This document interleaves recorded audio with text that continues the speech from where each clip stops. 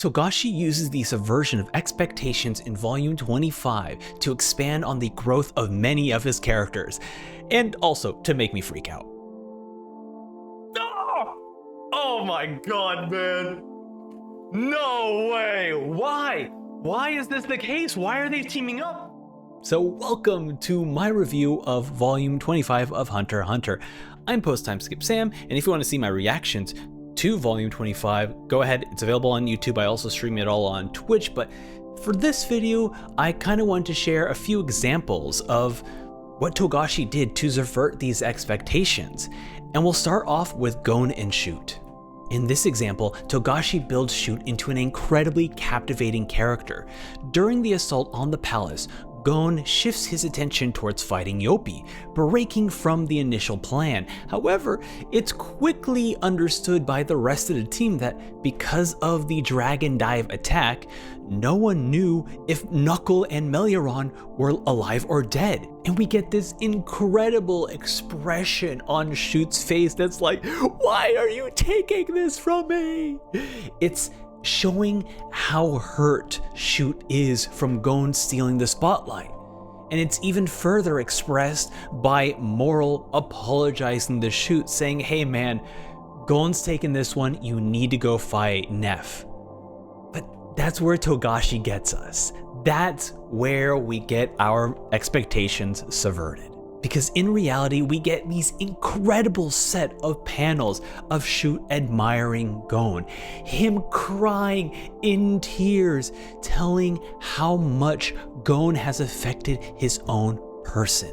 We learned that by watching Gon, Shoot was able to overcome adversity, to overcome his own fears of danger and opportunity. Shoot, being a character who protects himself by just not getting involved, is finally able to break free from his own cage because of Gon. This works so effectively because not only as the reader do we understand what Shoot's going through because we've experienced this because we've been watching Gon through this entire series, but the way Togashi utilizes Shoot's inactiveness in the story as a plot point to subvert our expectations into showing us how scared Shoot has been, and now seeing Gon step up and fight Yopi was the last bit of motivation and passion that Shoot needed to break free from his cage and become a true warrior and powerful member of our party. Which leads us to our second set of characters, Killua and Ikago. This is another instance of a character subverting our own expectations, which is when Killua realizes that two Chimera are approaching Ikago's direction. In an instant, without even being able to fully process why, he begins to head towards those Chimeras, even though he is going against his own plan, a plan in which he tended to commit and promised other people to commit as well. But instead, Killua decides to break free from the plan to save Ikago.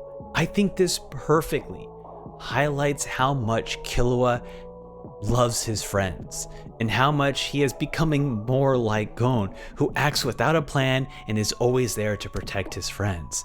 It's very exciting to see this development from Killua, and I'm just so excited to see what Togashi has left cooking for Killua, because good howdy lord, it is so freaking good. The next subversion, honestly, I just added this because this was really fun. It's the fact that Netero and Zeno are teaming up. Like, what is this? It is our Gon and Killua from the past. The way Togashi builds up this reveal for several pages to something so unexpected as these two teaming up. In my reaction, I figured it was either Netero and someone else, and then I also was like, actually, you know, because the dragon and the only dragon character we've seen is Zeno, I was like, maybe this is Zeno and someone else. But never in my wildest imaginations did I expect a team up between Netero and Zeno. And what this truly shows is that a Zoldyck can truly have a lasting friendship.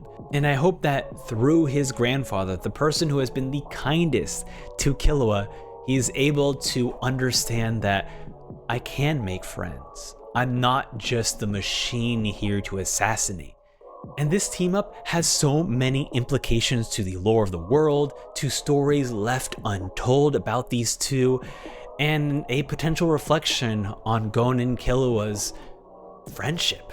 Now, before we end the video, I did want to talk about one more character, and that is Meruem.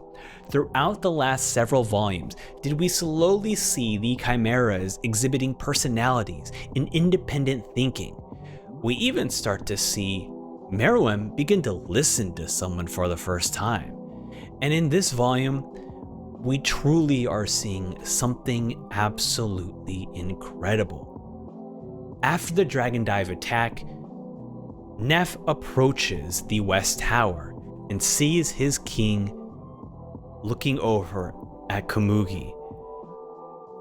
And what Togashi does such a perfect job is that we don't see his face. His face is blacked out because the last several times we have seen Meruem, he has been snapping at people.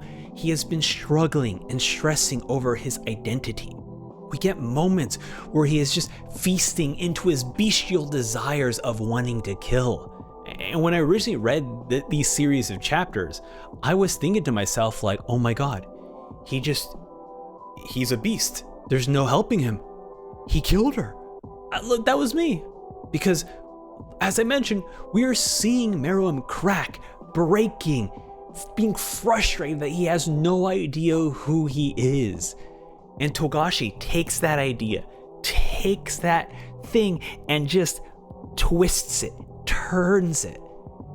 And instead, what we get is just this beautiful moment of when Netero and Zeno finally enter the West Tower, and we see Meruem's face get revealed, and it's innocence. He looks so human. And even at that moment, I was still like, he ate her, but upon people clarifying, which thank you in the comments in the Twitch chat, like, hey, actually, the Dragon Dive, I'm like, oh right, the thing that just happened a chapter ago. Yeah, got it. But what I really love is that we are seeing Meruem be kind. One of my favorite lines is when Netero and Zeno approach Meruem, and the narrator says that this creature cradling this woman is unmistakably indicative of gentle kindness. Words you would never associate with Meruem. It makes me reflect on what I originally thought this entire arc was about. Our characters getting more powerful, your classic shonen arc where you're fighting all these super strong enemies and they're just fodder for you to kill, fighting the most evilest of villains. But as I got further in, as we entered East Korto, does this arc truly reveal itself as an arc about how one's devotion to someone can truly change us? So come back next week for volume 26. We'll be talking about devotion. I would have done predictions, but at this point, it takes me a long time to having to write and to record these reviews every single week. And so by then I've already recorded the next volume or whatever. So if you want to see those reactions of the volumes, check out the Twitch channel for those VODs, or just hang out on YouTube. They'll be releasing every single week. And also, huge props to my Patreon members. Everything is free over on the Patreon, but these people decided to support me, and I greatly appreciate it. So hey, come on by twitch.tv/posttimeskipsam for live reactions to Hunter x Hunter and One Piece.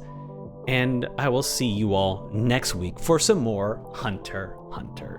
Bye now.